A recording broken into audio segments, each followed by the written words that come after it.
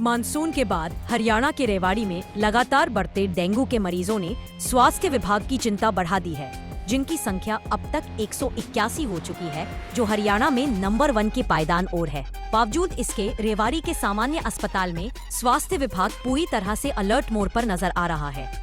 इस संदर्भ में सामान्य अस्पताल के nodal officer doctor Deepak Verma ने बताया कि यह बात ठीक है कि डेंगू के लगातार बढ़ते मामलों में रेवाड़ी इस वक्त प्रदेश भर में पहले पायदान पर है, जिसका मुख्य कारण है सही समय पर सर्वे के आधार पर विभाग को सही रिपोर्ट देना। अभी तक जिले में कुल 181 डेंगू के केस मिले हैं, जिनमें से 59 का उपचार या तो हो चुका है और कुछ का घरों में रहकर चल रहा है। वहीं 66 मरीज ठीक होकर घर जा चुके हैं। अस्पताल के डेंगू वार्ड में अभी सिर्फ 6 मरीजों का ही उपचार चल रहा है। डेंगू के मरीजों के लिए उपचार सरकार की तरफ से एकदम निःशुल्क किया जा रहा है। रेवाड़ी हरियाणा से हमारे जिला संवाददाता भानु शर्मा की रिपोर्ट। देखिए, ये सही बात है कि जब से मानसून खत्म हुआ है उसके बाद जो रेवाड़ी जिले में उसमें जो हमारे डेंगू के केसेस थे वो काफ़ी ज़्यादा बढ़े। इसके कई कारण थे। एक कारण ये भी था कि हमने जो सर्विलेंस सिस्टम बनाया डेंगू केसेस को रिपोर्ट की, वो हमने रियल टाइम में बनाया। जैसे ही कोई केस नोटिफाई होता है किसी भी हॉस्पिटल में, उसकी तुरंत रिपोर्ट हमारे पास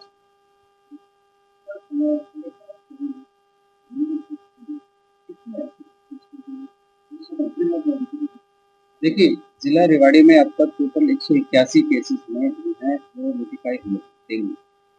इन 181 में से 69 केसेस ऐसे थे जिनको हॉस्पिटलाइजेशन की जरूरत थी और उनमें से 63 पेशेंट जो है वो डिस्चार्ज हो चुके हैं। केवल 6 पेशेंट हैं वो एडमिट हैं और वो भी इस टाइम स्टेबल कंडीशन।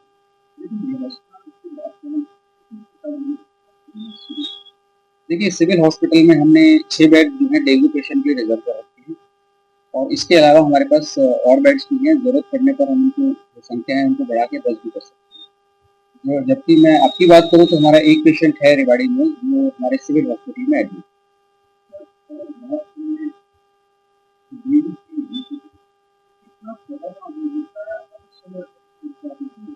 देखिए, एक डेंगू जो है वैसे इतना ज़्यादा खतरनाक नहीं होता, लेकिन जब डेंगू हेमरेजिक फीवर हो जाता है वो थोड़ा खतरनाक है। इसमें मनुष्य के गम से या जहाँ ब्लीडिंग शुरू हो जाती है, तो अगर वो कंडीशन आ जाती है तो वो खतरनाक है। लेकिन हम उसके लिए भी तैयार हैं।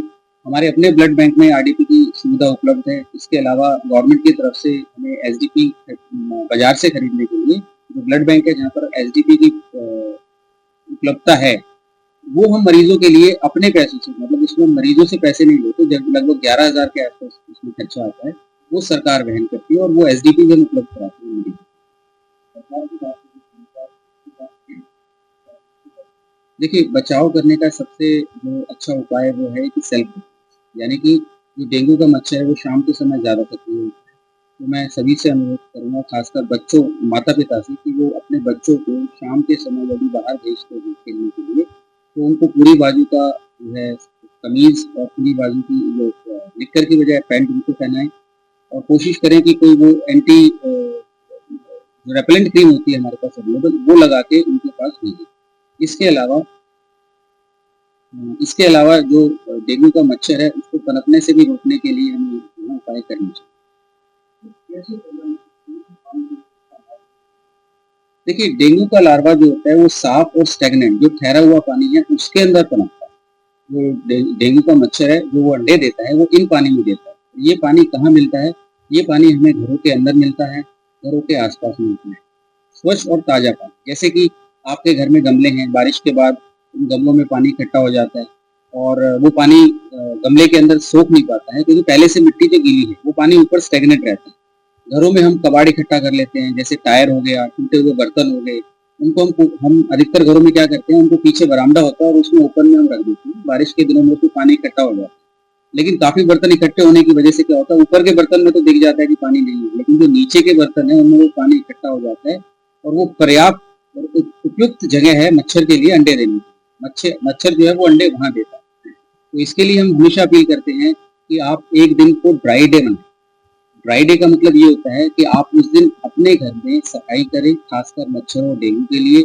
आपके घर में जितने भी बर्तन हैं जो बाहर रखे हुए हैं, गमले हैं, टायर हैं, आपका कूलर है, उसके अंदर से वो पानी को निकाल कर और उस पानी को उस बर्तन को सूखने के लिए रख दीजिए, ताकि जैसे कि कूलर को हमें दोबारा इस्तेमाल करना है, तो हम उस कूलर के अंदर से पानी को निकालेंगे, उसके बाद कूलर को सूखने के लिए रखेंगे और उसके बाद उसमें नया पानी।